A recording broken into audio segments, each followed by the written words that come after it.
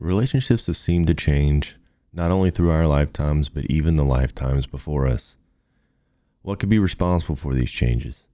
Some people would say that simply fall out of love with their partner. Some people would say relationships aren't necessarily for them.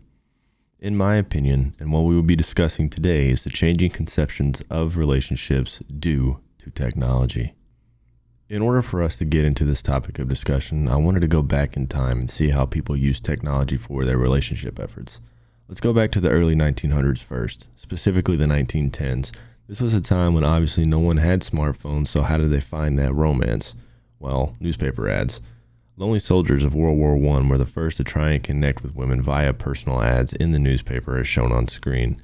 This actually continued into the 2000s era with the help of Craigslist having an erotic services section, but that was quickly shut down due to some accusations. Fast forward to the 1950s and the 1960s, the integration of technology was being used by way of computers. Computers such as the IBM 650, used in 1959 by Stanford students to see the similarities between participants by using punch cards, or even similarly in 1965 when Harvard student Tar co-founded Operation Match, which was used by over 1 million daters in the 60s.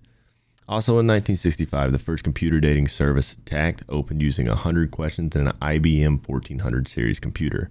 During this time, you can see more technology being integrated into the dating services.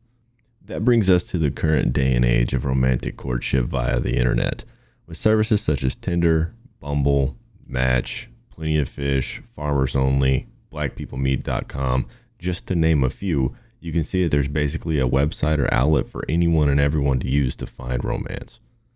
Let's start by looking at the percentages of people who have found these experiences to be positive or negative. 57% of Americans who have used online dating atmospheres say that it was mostly positive, that being 14% say it was very positive and 43% saying it was somewhat positive. On the opposite side of the spectrum, 4 in 10 say that it was somewhat negative and 9% say that it was very negative. One of the aspects that I really wanted to touch on in this presentation was how technology has created like subcultures around relationships or the ideas of relationships. One of the things I want to read to you is by Angus Lindsay in Swallowing the Black Pill. I'll leave a link to it down in the description below if you want to read more into it. What this topic goes into is involuntary celibates or incels, which are defined, or their nature of thinking would be, makes one aware of the unchanging nature of reality that the world is stacked against low status men in favor of women and alpha males, that there can be no personal solutions to systematic oppression, that the world was, is, or always will disadvantage men who are genetically inferior, and finally, that women are inherently wired to prefer men with particular physical features. The reason I wanted to touch base on this particular group of individuals is to show that relationships and modern technology can be a positive thing and create long-lasting relationships, but also on the darker side of the coin would be the subcategory of people who have linked to the alt-right and neo-Nazi national movements and how technology is given a way for these individuals to communicate with one another and have their hatred of modern relationships to be their fuel. It's a deep rabbit hole that would take a long time to speak about on this presentation, but I urge you to do some diving on your own because you won't be disappointed. Let's shift our focus from the negative aspects into a more lively one. Let's look at dating online from around the globe. First, we must consider different countries have different access levels to the internet, so keep that in mind while looking at the data provided. This data comes from the article, A Global Shift in the Social Relationships of Networked Individuals, Meeting and Dating Online Comes of Age.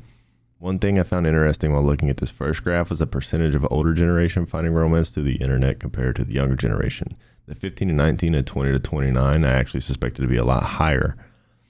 This data was kept since 1997, so there's roughly 26 years of data shown. Now that we've seen the age ranges, let's take another look at the graph that breaks it down by country. You can see from the data shown, most of these countries have around the same percentage for the first 12 countries, and then it starts to trickle off just a little bit. Many reasons could be an explanation for this, either cultural reasons where some cultures frown upon online dating, or even like I mentioned, the lack of internet/outreach capabilities. Lastly, this graph shows rates of activity for different ways that people look for a potential match. The dark red is before 1997, light red is since 1997.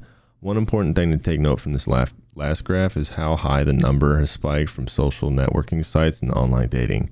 If I had to guess, that number will continue to rise as the years continue on. So far, we've taken a look at how online dating is on the rise, How do you keep yourself safe? Well, for those of you that have tried online dating, I'm sure you know how dangerous it can be while interacting with complete strangers over the internet. I suggest creating your own policy for ensuring your safety during these online chats, but the organization known as RAINN has published an article helping you do just that. Here are some things to keep in mind while looking for an online lover. First, you want to avoid connecting with suspicious profiles. Most people are aware of what a suspicious profile would look like, but if not, let me give you some details. No bio, no linked media, or very few pictures. Try to avoid those if you can. RAINN also suggests using linked social medias to check out your potential match to see if the person is real or not. Other things to keep on the lookout for would be asking for financial assistance. Although personally, if someone does this to me, I'm already broke. You're not going to get nothing from me, so I'm going to ditch out anyway. Or they could claim to be recently widowed with children, vague answers to specific questions you ask, pressures you for phone number or personal means of contact, or terrible and disjointed grammar. While meeting a person, do it somewhere in public, let people know where you're going to be going and what time, and never rely on your date for transportation. These are important things to keep in mind while online dating. It can be potentially life-saving. But I suggest, like I said, creating your own personal protocols for protection and keeping that policy in your back pocket. One of the last things that I wanted to touch on before I get into like the future trends of dating that I didn't know before researching for this project is that there is no legislation laws in place currently that dictate how much or how data is spread to third-party providers. It is reported by Chin and Robinson that in 2018, Grindr spoke that it has shared the user's HIV status with a third-party company and also contained a security vulnerability that could leak the user's locations. I figured that would be important to touch on. So for the people out there, just know that legislation doesn't really have your back when it comes to privacy on some of these specific dating applications. And I suggest that reading in depth in the terms and services before just diving into them, just to know what the company is about when it comes to sharing your data online.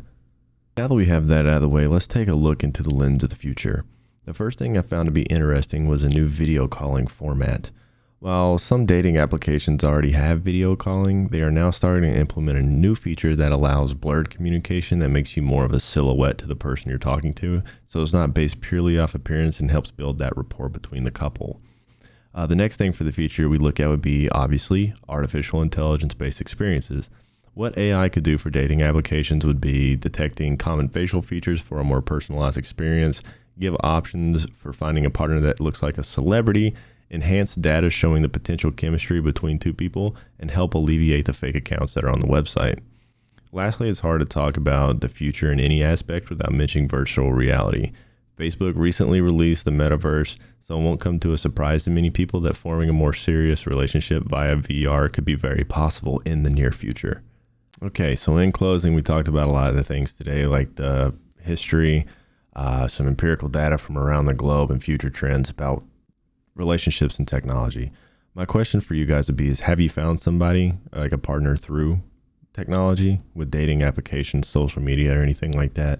And also, what do you think about the future trends and implementations of the things that could come in the future from technology and relationships? I appreciate you sticking with me through the video. I know I sound a little bit monotone. I haven't made a video in a while, so let me know what you think, and I look forward to hearing your guys' comments. Thanks.